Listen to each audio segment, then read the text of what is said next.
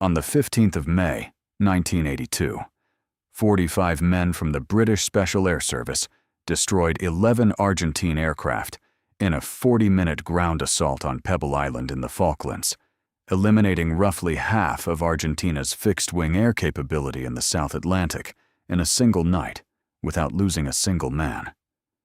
The Royal Navy had opposed the operation.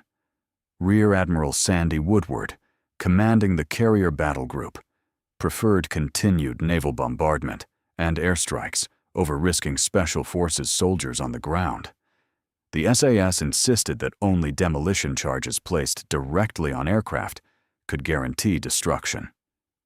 3 weeks after the raid succeeded beyond every measure of success the military profession recognizes, the man who had led the reconnaissance that made it possible was dead, killed in action at a different battle on a different island. The Ministry of Defense classified the operational details for 25 years. Active duty soldiers were prohibited from speaking about what had happened on Pebble Island to journalists, to documentary makers, to historians writing the war's first accounts. Tell me in the comments, have you ever heard of the Pebble Island Raid before today?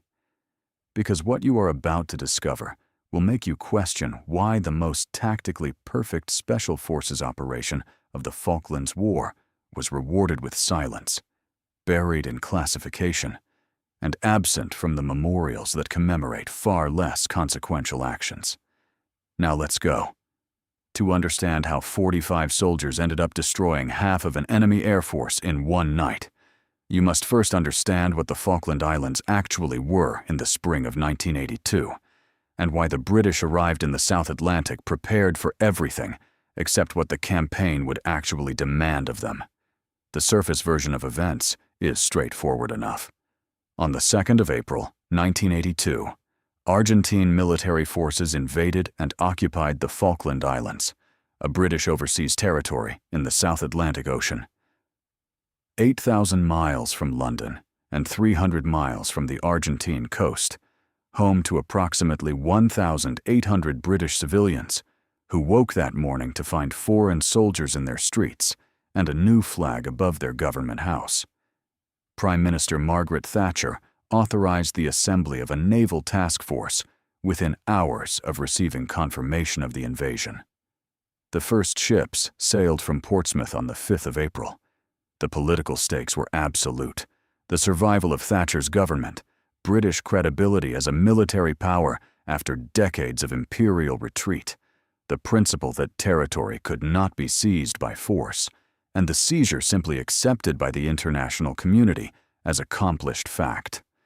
Argentina was led by a military junta under General Leopoldo Galtieri, who had calculated that Britain would not fight to retake islands the Argentines called Las Malvinas and considered rightfully theirs, and who had badly miscalculated the resolve of a prime minister whose political identity was constructed around exactly the kind of refusal to compromise that his invasion would demand. By mid-May, the task force had reached the waters around the Falklands, and the British amphibious landing was scheduled for the 21st of May at San Carlos Water on East Falkland. The strategic problem facing the British commanders was not complicated in its essentials, but extraordinarily difficult in its execution. 3,000 troops would have to be put ashore on hostile beaches, moved inland, and sustained logistically across terrain that offered no roads, no infrastructure, and weather conditions that could ground helicopters and turn supply operations into exercises in misery. Every one of those troops on those beaches would be vulnerable to air attack during the hours when unloading was heaviest and movement most constrained, and the Argentines had aircraft stationed in the Falklands themselves, on improvised airstrips scattered across the islands, closer to the landing zone than the mainland bases, and free of the fuel constraints that limited strikes from 400 miles away. One of those airstrips was on Pebble Island, a small island off the northwest coast of West Falkland, and the intelligence report said there were 11 aircraft there. 6 FMA IA-58 Pucara ground attack aircraft, 4 T-34 Mentor light attack planes, and 1 Skyvan transport. The Pucarás were the critical threat. Twin turboprop aircraft designed for counterinsurgency, heavily armed with 20mm cannons and rockets, armored cockpits, slow enough and maneuverable enough to operate at low altitude in terrible weather. They were precisely the wrong aircraft for the British to allow anywhere near San Carlos on the 21st of May. A Pucará could strafe troops on beaches. It could attack landing craft. It could loiter over the beachhead and return for multiple passes, while faster jets from the mainland had to hit and run before their fuel ran out. The Royal Navy had attempted to neutralize Pebble Island through the methods the Royal Navy preferred. Destroyers had bombarded the airstrip with their guns. Harrier jets had struck it with cluster bombs. The airstrip remained operational. The Argentines repaired the damage, filled the craters, and kept their aircraft flying. Rear Admiral John Woodward, a career naval officer and submarine specialist, commanding the Carrier Battle Group, designated Task Force 317.8, was skeptical of risking Special Forces soldiers on a ground assault when naval and air assets could continue the bombardment. The institutional culture of the Royal Navy in 1982 did not naturally incline toward trust in the capabilities of men who operated outside the formal structures of ships and squadrons, who wore different uniforms and answered to different chains of command, and whose entire professional identity was built around doing things that conventional forces said could not be done. Major Cedric Delves, commanding D Squadron of the 22nd Special Air Service Regiment, looked at the same problem and reached a different conclusion. Bombardment had not worked. Airstrikes had not worked. The only method that would guarantee the permanent destruction of those aircraft was men on the ground with demolition charges, placing plastic explosive directly into engine nacelles and cockpits and fuel tanks, methodically, aircraft by aircraft, until nothing remained that could be repaired. Delves had the squadron. He had the capability. He needed authorization, and he needed the Navy's support for insertion, extraction, and fire support during the raid itself. The debate between Delves and Woodward, conducted through the command structure of Brigadier Julian Thompson, commanding 3 Commando Brigade, and up through the senior commanders of the task force, was a debate about risk and certainty and institutional trust. Woodward's concern was not irrational. The SAS had already lost men. A Sea King helicopter carrying mountain troop had crashed on the 19th of May during a cross-decking operation between ships, killing 22 men in an instant, nearly half of D Squadron's strength gone before they had fired a shot at the enemy. Delves was asking Woodward to risk more of that diminished force on an operation that the Navy believed its own assets could accomplish with less risk. The argument that finally carried the authorization came down to one word: certainty. Delves could guarantee destruction. The Navy could not. Brigadier Thompson supported the SAS plan. The authorization came down from above Woodward's level. The raid was approved. The support would be provided. The skepticism remained. On the 11th of May, 1982, 4 men from D Squadron inserted onto Pebble Island by helicopter under cover of darkness. Captain John Hamilton commanded Mountain Troop, one of the 4 troops that made up a standard SAS squadron, and he led this reconnaissance patrol with the same meticulous attention to detail that had characterized every operation he had conducted since joining the regiment in 1978. Hamilton was 29 years old, a career Special Forces officer who had served in Northern Ireland and accumulated the particular kind of knowledge that comes not from training facilities or exercises, but from operations conducted in environments where the enemy is competent and the margins for error are measured in fractions of seconds. His mission was to confirm the intelligence about the aircraft, map the Argentine defensive positions, identify gaps in their sentry coverage, and provide the detailed ground truth that would turn a theoretical plan into an executable operation. The 4-man team moved from the helicopter landing zone to observation positions overlooking the airstrip and established covert hides, sheltered positions from which they could watch the Argentine garrison without being observed themselves. For 3 days, from the 12th through the 14th of May, Hamilton's team conducted continuous surveillance.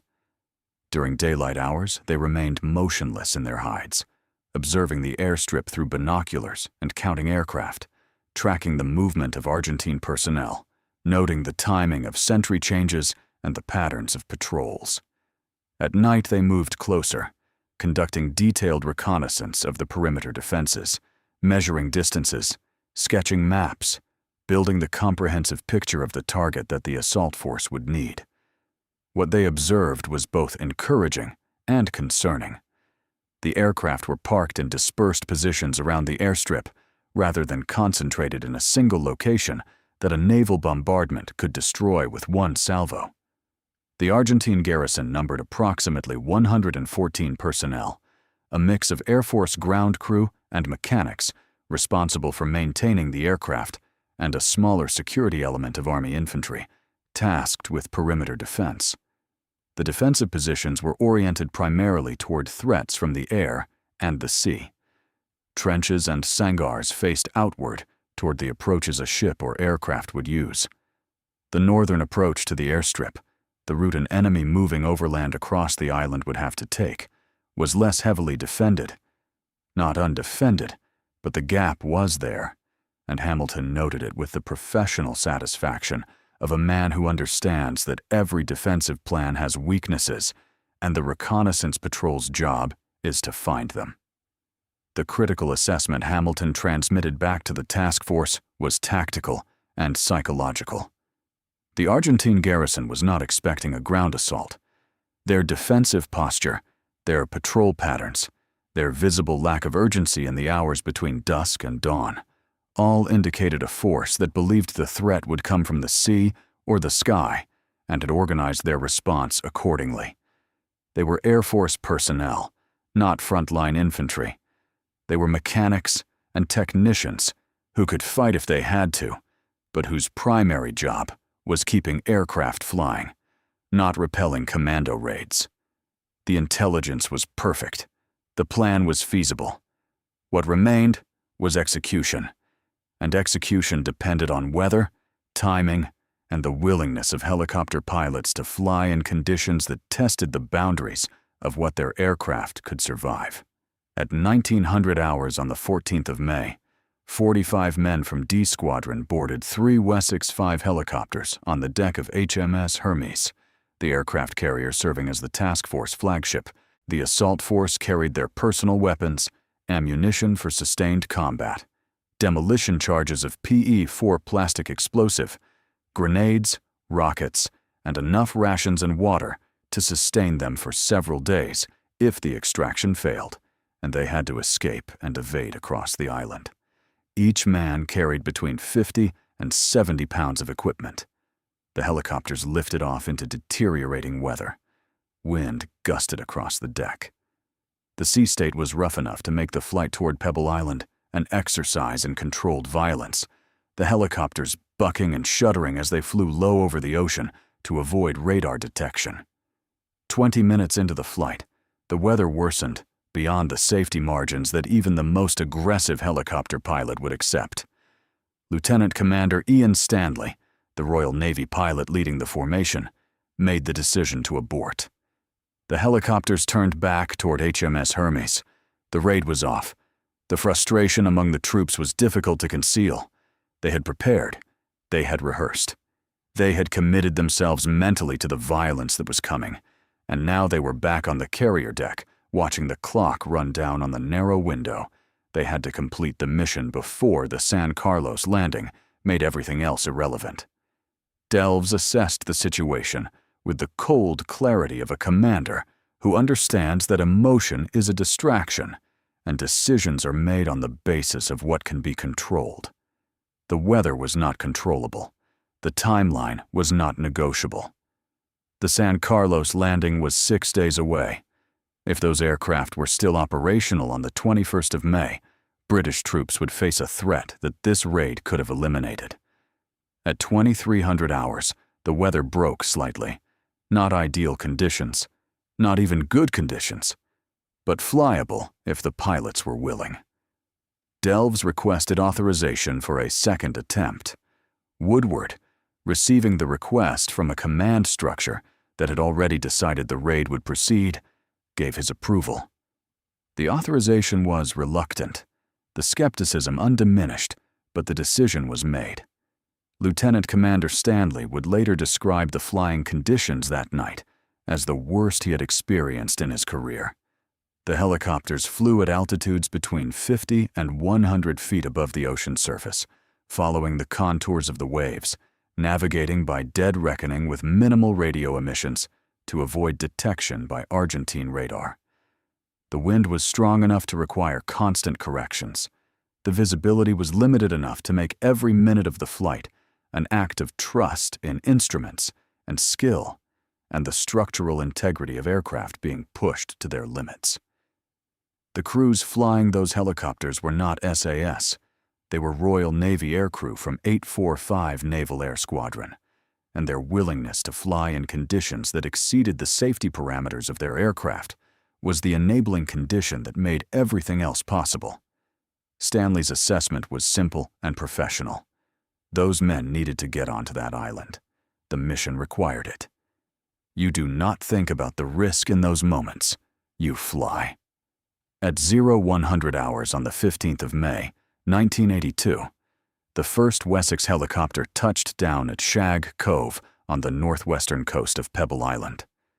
The landing was brief, less than 60 seconds, the troops offloading rapidly with their equipment, while the helicopter's rotors continued turning. The second and third helicopters followed in quick succession. Within minutes, all 45 men were on the ground. The helicopters had lifted off to orbit offshore, and D Squadron established an all-round defensive position while conducting immediate equipment checks. Every weapon accounted for, every radio functional, every demolition charge present. The harbor-up position held for 30 minutes, while the troops confirmed their readiness and made final radio contact with HMS Glamorgan, the County-class destroyer that would provide naval gunfire support during the assault.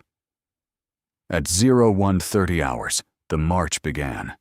The distance from Shag Cove to the airstrip was approximately 5 to 6 miles across terrain that the Falkland Islands specialize in producing. Peat bogs waterlogged and treacherous underfoot. Grassland, offering no cover and no concealment. Rocky outcrops that had to be navigated in darkness with minimal use of night vision equipment to preserve battery life for the assault itself. The temperature was just above freezing. The wind that had made the helicopter flight so difficult had not diminished on the ground, gusting at 30 to 40 miles per hour, with sustained speeds high enough to knock a man off balance if he was not careful. Strong enough to mask the sound of movement, but also strong enough to mask the sound of anything the Argentines might be doing in the darkness ahead. The troops moved slowly, methodically, maintaining tactical spacing and noise discipline. Navigation was by compass and the memory of the terrain that Hamilton's reconnaissance team had mapped over the previous 3 days. There were no roads. There were no landmarks visible in the pre-dawn darkness. There was the compass bearing and the knowledge that if they maintained it long enough, they would arrive at the rendezvous point where Hamilton's team waited. The physical burden was significant and deliberate. The troops carrying the demolition charges carried an extra 10 pounds of PE-4 plastic explosive in addition to their personal weapons and ammunition. The radio operators carried the weight of the communications equipment and the batteries required to maintain contact with the task force throughout the raid. The general-purpose machine gun crews carried the weapons and the linked belt ammunition that would provide sustained suppressive fire during the assault. The 66mm Law rocket launchers, the light anti-armor weapons that would be used not against tanks, but against aircraft, added weight distributed across the assault teams. Every man carried water and rations for 3 to 4 days, because if the extraction failed for any reason, if the helicopters could not return, if the weather closed in again, the troops would have to escape and evade across an island occupied by an enemy garrison that would be very motivated to find them. At 0600 hours, approximately 4.5 hours after beginning the march, the assault force reached the rendezvous point. Hamilton's reconnaissance team emerged from their hides and provided the final intelligence update. The situation had not changed. The aircraft were in the positions he had mapped. The Argentine sentries were maintaining their predictable patterns. The defensive gap on the northern approach remained exploitable.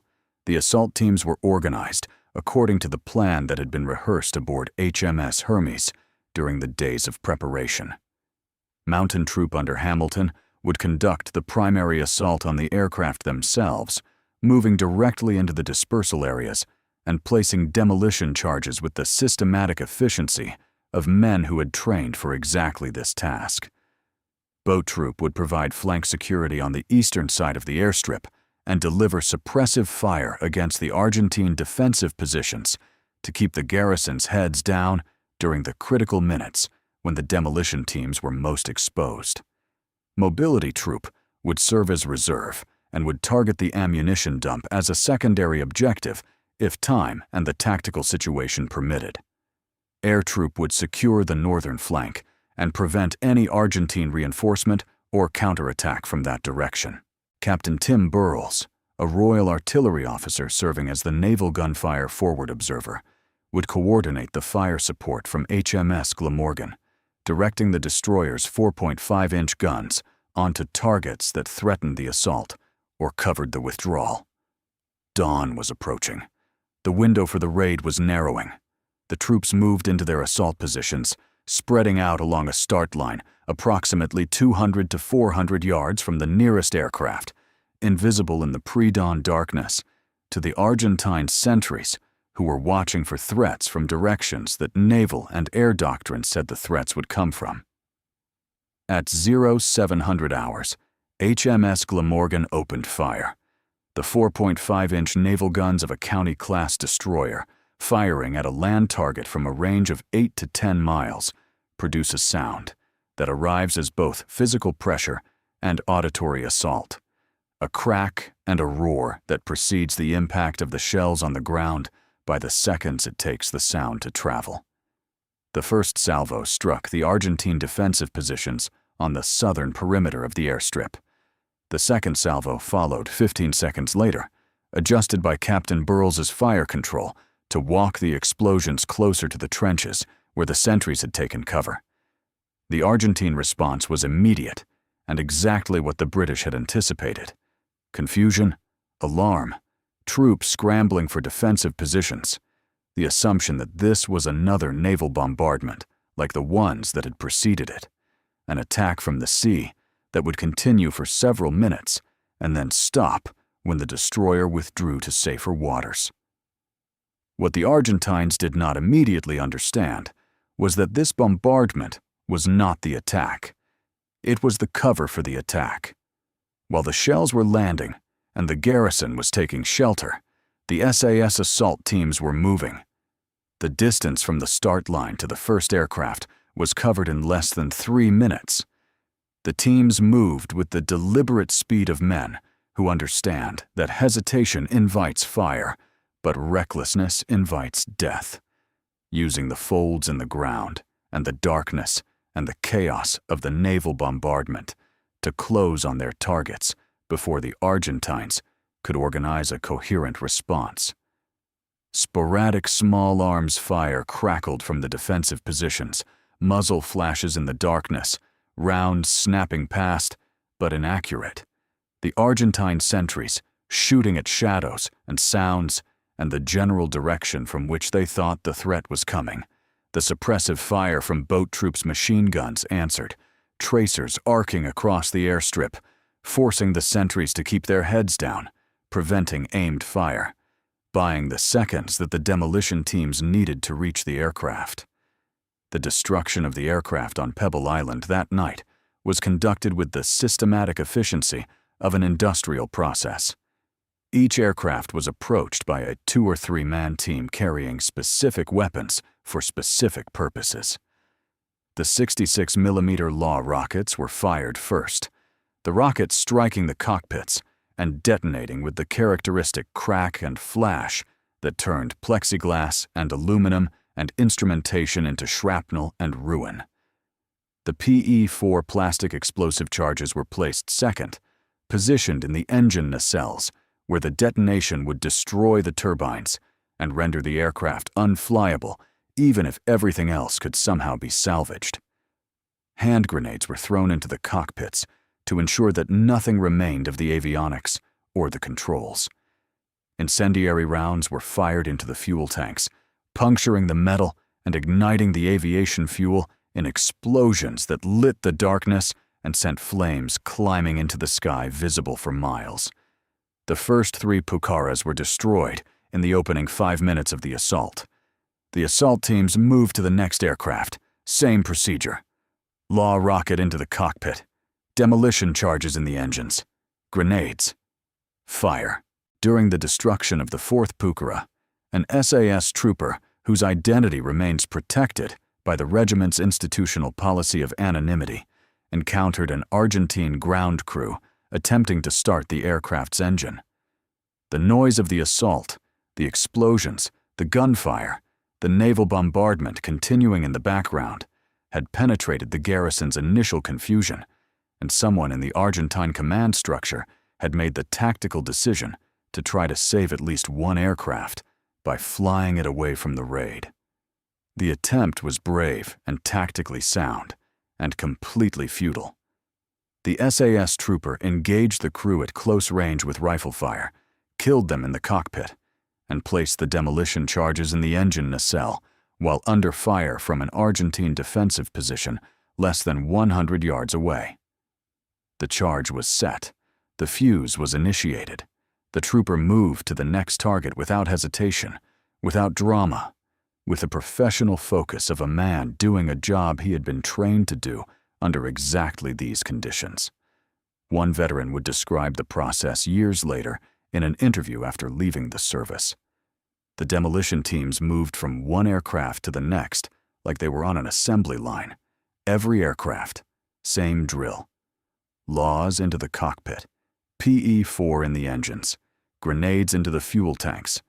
Methodical, professional, complete.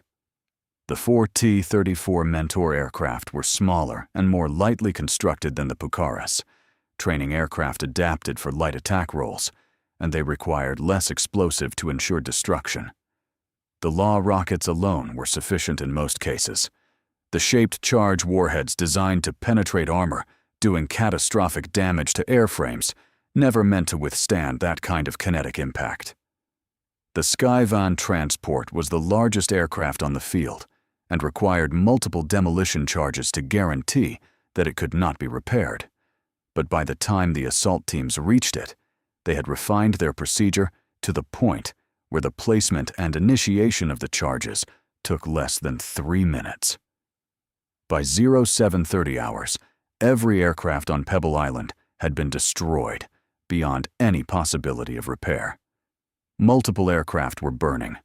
The fuel dump had been targeted as a secondary objective and detonated, sending a fireball into the sky and cooking off secondary explosions that would continue for the next hour. The ammunition stockpile had been located and destroyed with demolition charges, the resulting detonations adding to the chaos and preventing any organized pursuit of the withdrawing assault force. Throughout the 40-minute period of the assault itself, Captain Burles had been directing HMS Glamorgan's fire with the calm precision of a man who understands that naval gunfire support in close proximity to friendly forces is a technical discipline that requires absolute clarity of communication and absolute trust between the observer on the ground and the gun crews on the ship. Approximately 100 to 135 rounds of 4.5-inch ammunition were fired during the raid, the shells landing within 200 yards of SAS positions, in some instances, danger-close fire missions that suppressed the Argentine defensive positions and prevented any coherent counterattack while the demolition teams were completing their work. The Argentine response, constrained by the naval bombardment and the speed of the SAS assault, and the confusion inherent in being attacked from a direction they had not prepared to defend, consisted of sporadic small arms fire, 2 or 3 mortar rounds that landed without effect, and attempts to organize a counterattack that never materialized into coordinated action. The garrison fought as well as could be expected given the circumstances. They were Air Force ground crew, mechanics and technicians, whose primary expertise was maintaining aircraft, not repelling commando raids in the middle of the night. They returned fire. They attempted to maneuver. They demonstrated courage under conditions of overwhelming surprise and disadvantage. But the tactical reality was that the assault had achieved surprise, had been supported by naval gunfire that prevented effective response, and had been executed with a speed and violence that left the defenders reacting to events rather than shaping them. At 07:45 hours, all assault teams reported their objectives complete. The casualty check was conducted with the clinical efficiency that the SAS applies to every tactical action. 0 killed, 0 wounded, 0 missing. Every man accounted for. The withdrawal to the extraction point began with the same systematic discipline that had characterized the assault. The teams bounding back toward Shag Cove under covering fire from the support elements. The naval bombardment continuing to suppress any attempt at pursuit. The Argentine garrison, depleted by casualties from the bombardment, disorganized by the speed and ferocity of the assault, and uncertain about the size and composition of the attacking force, made no serious attempt to prevent the withdrawal. Some small arms fire followed the SAS teams at long range. Ineffective rounds fired more from frustration than tactical calculation. The secondary explosions from the ammunition dump and the fuel fires from the burning aircraft continued to light the sky behind them as they moved back across the moorland toward the coast. At 0800 hours, the 3 Wessex helicopters returned to Shag Cove on schedule. Lieutenant Commander Stanley and his crews had maintained their station offshore throughout the raid, orbiting in the darkness, monitoring the radio communications, waiting for the call to extract. The helicopters came in low over the water, flared to land, and the 45 men embarked in the same rapid sequence that had delivered them 7 hours earlier. Light small arms fire from Argentine positions crackled across the landing zone. The door gunners on the helicopters returned fire with their mounted machine guns, suppressive bursts that discouraged aimed fire while the last troops climbed aboard. The helicopters lifted off under fire, climbed to altitude, and turned toward HMS Hermes. Not a single round had struck the aircraft. Not a single man had been left behind. The return flight to HMS Hermes took approximately 30 minutes. The troops sat in the cargo compartments of the Wessex helicopters, exhausted from 7 hours on the ground and the adrenaline crash that follows sustained combat, cleaning weapons by muscle memory and conducting the mental accounting that soldiers perform after an action. What had gone right? What had gone wrong? What could have been done better? The professional assessment, conducted silently in the privacy of individual consciousness, was that the raid had been executed almost exactly as planned. The reconnaissance had been perfect. The insertion had been successful despite the weather. The assault had achieved complete surprise. The demolition had been thorough. The extraction had been conducted without casualties. By every measure that the military profession uses to evaluate tactical operations, the Pebble Island Raid was a success. The immediate tactical accounting was simple and dramatic. 11 Argentine aircraft destroyed. 100% of the targets set eliminated. The fuel dump destroyed. Approximately 10,000 gallons of aviation fuel rendered unusable. The ammunition stockpile detonated. Ground support equipment and maintenance facilities damaged or destroyed. The Pebble Island airstrip, while still physically intact as a runway, was denied to the Argentines as an operational facility. Within days of the raid, the Argentine garrison withdrew from the island, recognizing that the position was no longer defensible and the value of holding an airstrip with no aircraft was negligible. The British casualties from the raid itself were 0. The Argentine casualties were never officially confirmed by Argentine records, but estimates based on British observation and post-raid reconnaissance ranged from 5 to 10 killed and 10 to 20 wounded, the majority from the naval bombardment rather than direct action by the SAS assault teams. The strategic effect of removing those 11 aircraft from the Argentine order of battle was measurable and significant. Argentina's fixed-wing air capability in the Falklands was reduced by approximately 50% in a single night. The remaining aircraft were forced to operate from the Argentine mainland, 400 miles from the Falklands, a distance that imposed fuel constraints and reduced loiter time over targets and limited the tactical flexibility of Argentine air operations for the remainder of the war. On the 21st of May, 1982, 6 days after the Pebble Island Raid, British forces conducted Operation Sutton, the amphibious assault at San Carlos Water on East Falkland. More than 3,000 troops were put ashore in the largest British amphibious operation since the Second World War. The Argentine air response was severe. Skyhawks and daggers flying from the mainland attacked the ships in San Carlos Sound with bombs and cannon fire. HMS Ardent was sunk. HMS Argonaut was damaged. Other ships were hit. British sailors died in the explosions and fires that consumed compartments below deck. But no Pucaras attacked the beaches. No slow, maneuverable, heavily armed ground attack aircraft strafed the troops as they came ashore or attacked the landing craft as they moved between ship and shore. The aircraft that would have been perfect for that mission, that had been specifically designed for exactly that kind of counterinsurgency operation against exposed infantry, were twisted wreckage on Pebble Island, destroyed before they could threaten a single British soldier. The San Carlos beachhead was established. British ground forces moved inland. The timeline for the campaign remained on schedule.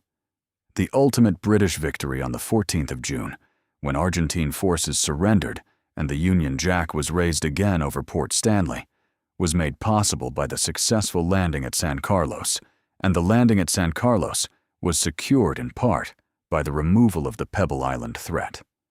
The institutional response to the raid from the British command structure was acknowledgement without celebration.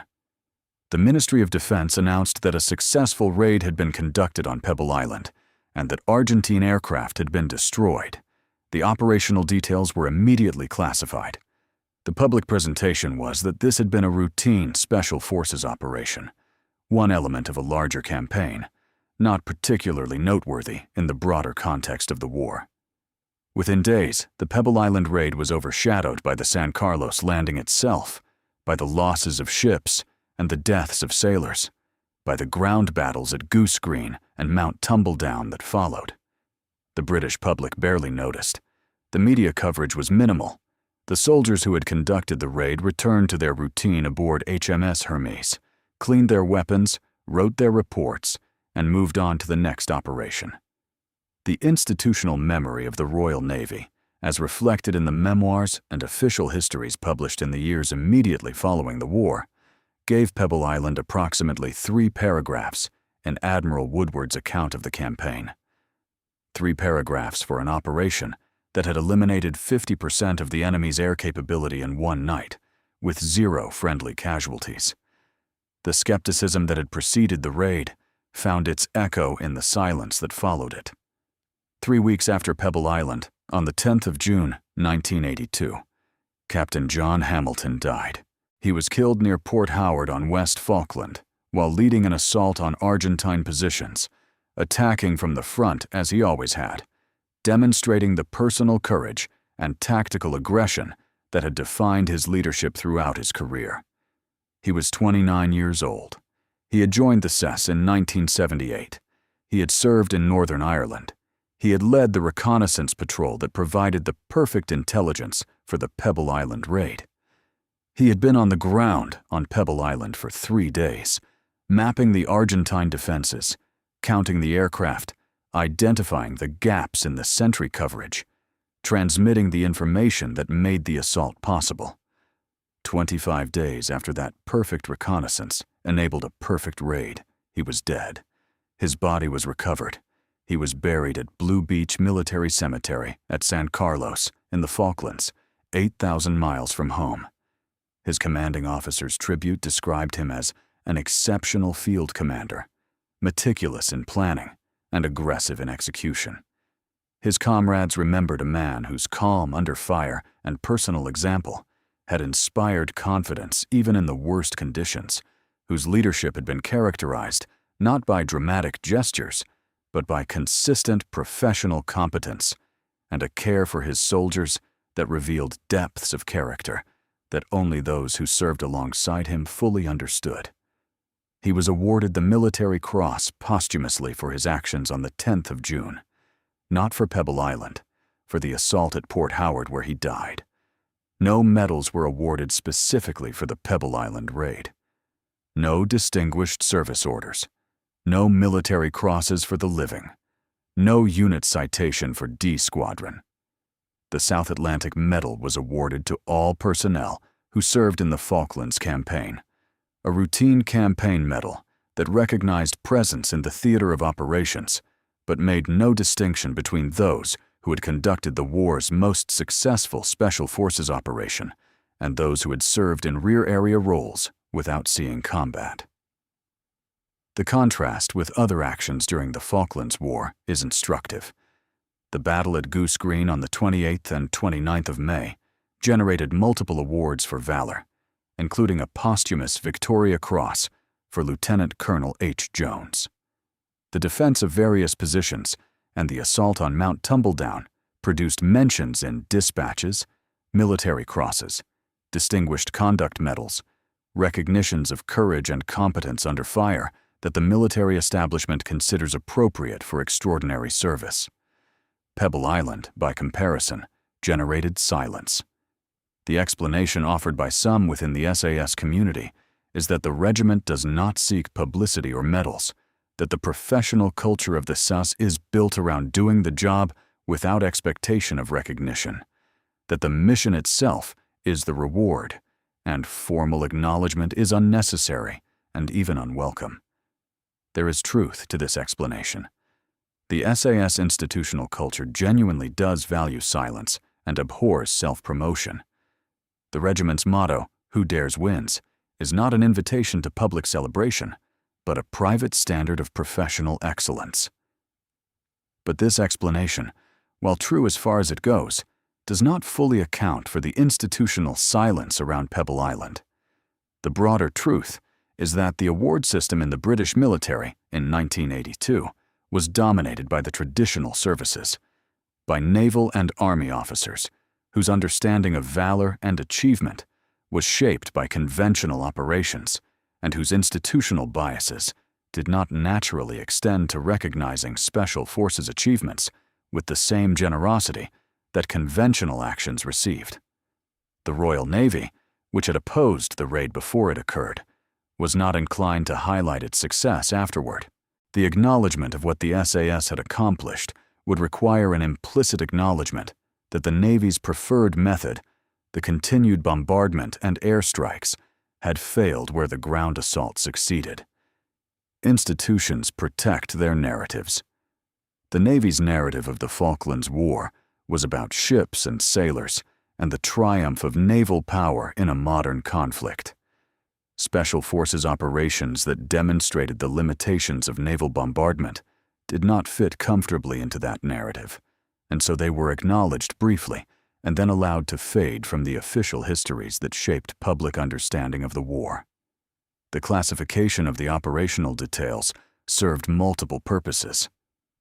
Protecting the tactics, techniques, and procedures of Special Forces operations is a legitimate security concern.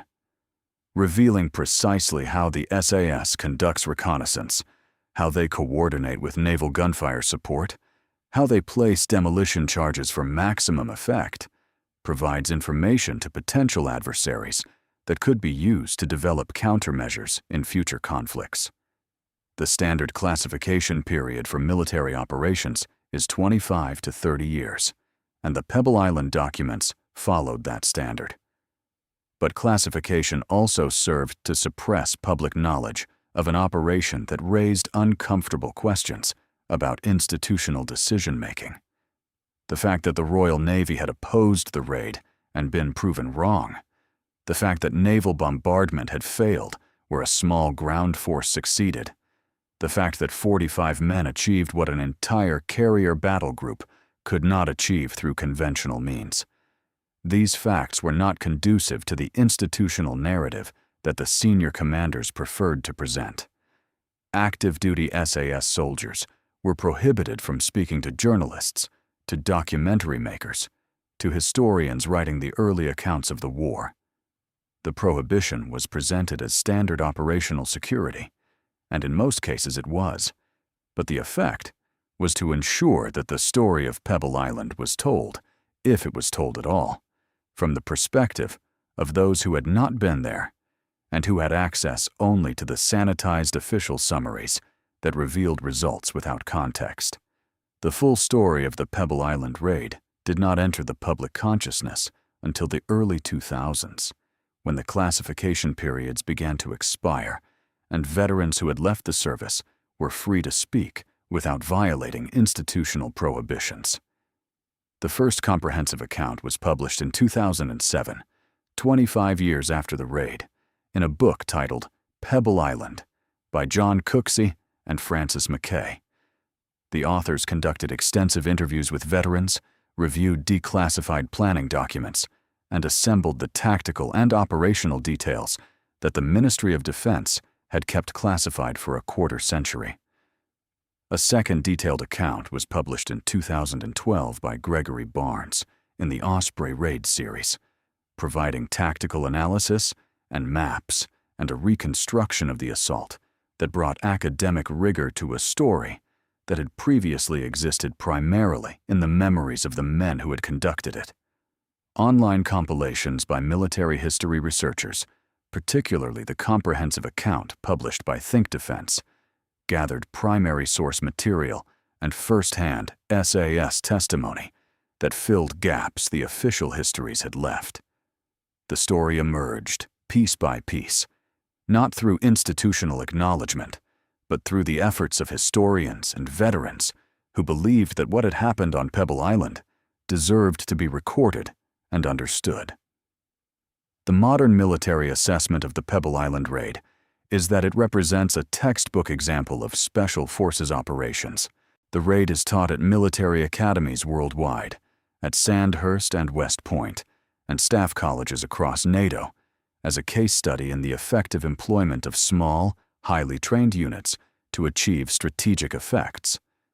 The lessons identified by military analysts are now incorporated into doctrine. Extended reconnaissance over days rather than hours produces intelligence of a quality and precision that cannot be obtained through aerial surveillance or signals intercept. Ground assault with demolition charges provides certainty of destruction that airstrikes cannot guarantee.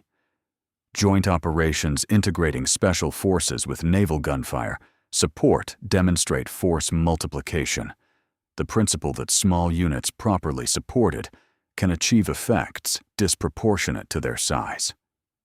Risk assessment requires understanding not just the danger of the operation, but the cost of not conducting the operation, the calculation that Delves made and Woodward initially resisted, but that the outcome validated. The Pebble Island methodology, reconnaissance followed by surgical assault supported by indirect fires, has been replicated in subsequent conflicts. During the Gulf War in 1991, SAS and Delta Force conducted similar airfield seizure operations in western Iraq. In Afghanistan and Iraq, Special Forces raids on high-value targets followed the same pattern of detailed intelligence, preparation, followed by rapid violent action, followed by immediate withdrawal. The operation that was classified and suppressed for 25 years is now held up as the gold standard for this type of mission. There is no public memorial to the Pebble Island Raid.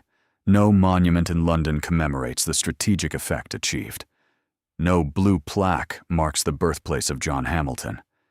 The Falklands memorials list Hamilton's name for his death on the 10th of June, not for his role in the raid on the 15th of May. The SAS Regimental Memorial at Hereford includes Hamilton among the fallen, but that memorial is closed to the public, a private place of remembrance for a regiment that does not invite outside scrutiny. The contrast with the memorials to other Falklands actions is striking. Goose Green has multiple commemorations.